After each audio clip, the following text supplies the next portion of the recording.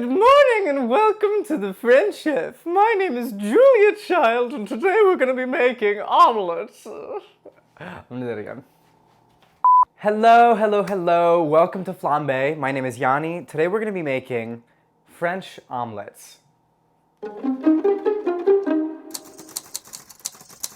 There are multiple ways to make an omelet. You can do like a diner style omelet, which you flip it in half and you brown the sides. Or you can do a French omelet, and the really important thing about this is that you roll the thing and the inside stays really wet and moist and like creamy as hell. You dump butter in it, it's just absolutely delicious. But the technique is hard to get. Like Jacques Pepin, like this famous chef, he says you know how good a cook is based on how good his French omelet is. Let's get cooking because I am hungry. So we're just gonna cut some scallion really thin. That is such a bad combination, coffee and scallions. My mouth's on fire. I would normally use chives. Chives were not available at the local grocery store. We're in the middle of a pandemic. I'm only gonna use the green bits. This is more pretty. This is a much more intense oniony flavor, so I'm gonna tuck this aside.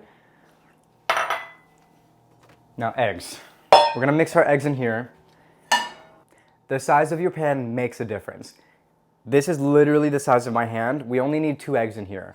Do not overcrowd your pan with like 5 eggs when it's this size. Please, God, no. Your eggs are not gonna be good. They're gonna come out cooked unevenly. There just isn't enough space to like, what is the word? Not properly cook, but it's just like irresponsible to use a pan this size and stuff 5 eggs in here. If you're one of those people who's like, I don't wanna clean a bigger pan, you are just wasting your time because you're gonna have burnt brown bits at the bottom. That's gonna be harder to clean than like an extra 2 inches of diameter. Like, relax. Okay, you take your bowl. 2 eggs for this omelet because we are responsible chefs. Oof. I don't have anywhere to dump this in. I totally obliterated this egg. Oops, there goes the shell. And mix.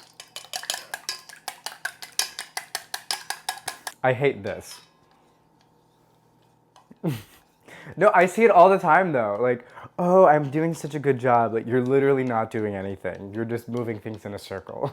You need to agitate it. You need to beat the egg into itself. You need to work it. Do not overmix it. Do not throw too much air into it. But like, you know, like use some elbow grease in there. You're looking for complete incorporation of the egg into itself. Does that make sense? You don't want to have like egg whites and egg yolks separately. When you lift your fork, your whisk, your chopsticks in this case, whatever you're mixing with, you do not want egg whites to be dripping off. You want everything to be fully incorporated and blended. So we're gonna keep going. I still see some egg white bits. They're little chunks here and there. Okay. Shall we move to stovetop? So I'm just gonna take it easy. I'm not gonna go too crazy. It's not gonna be too fancy. I like to use about medium heat for this. If you're an expert chef, by all means, use high flame. But I'm still learning the technique here. About 3 tablespoons of butter because we are disgusting. You need so much butter for this recipe. It's gonna look like a lot, but it's really important. Also, make sure you're using a non-stick pan. Toss in just a little bit of salt.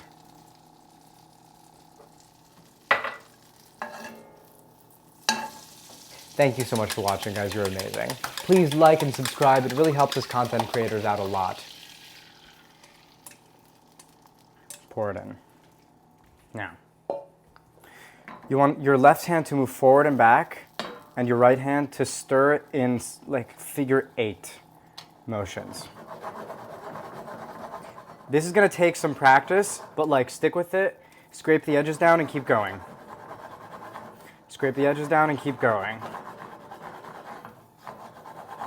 Now the reason I'm doing this with chopsticks instead of a rubber spatula is because the rubber spatula, when I use it, it flings egg out of the pan. Because I'm still improving. It's fine, I'm gonna turn the heat down now. Rubber spatula time. Flatten it. Spread it out evenly. Make a nice little even layer of egg at the bottom. Take your goat cheese, sprinkle it in the center. Whoopsies. Sprinkle, more like plonk it. There we go. And do it along this line because we're gonna roll it over this way. Tuck it in, roll it. Same here. So the goal is to create a half moon shape along this side. Move it to the edge of the pan. Roll it once, tuck it once more. The goal is to have tapered edges along the side. I think that's fine. Hold your pan like this. We're just gonna flip it like so. Look at that. Nobody will know the difference, just fix it after the fact, serve it to them. They'll be like, wow, a French omelet. Or if Julia were here, she'd say, wow, what a French omelet. Here we have our fresh out of the pan French omelet.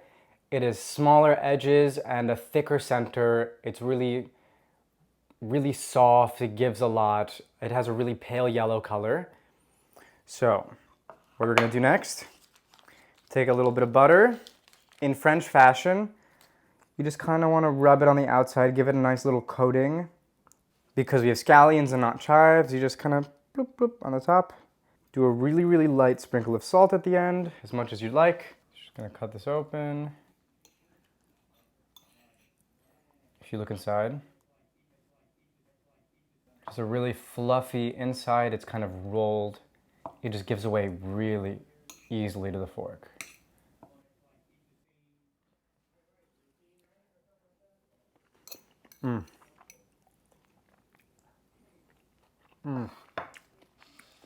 So good. The chèvre gives it a really salty flavor. I didn't have to add any extra spices because it had it in the cheese. Scallions cut all that fat really nicely.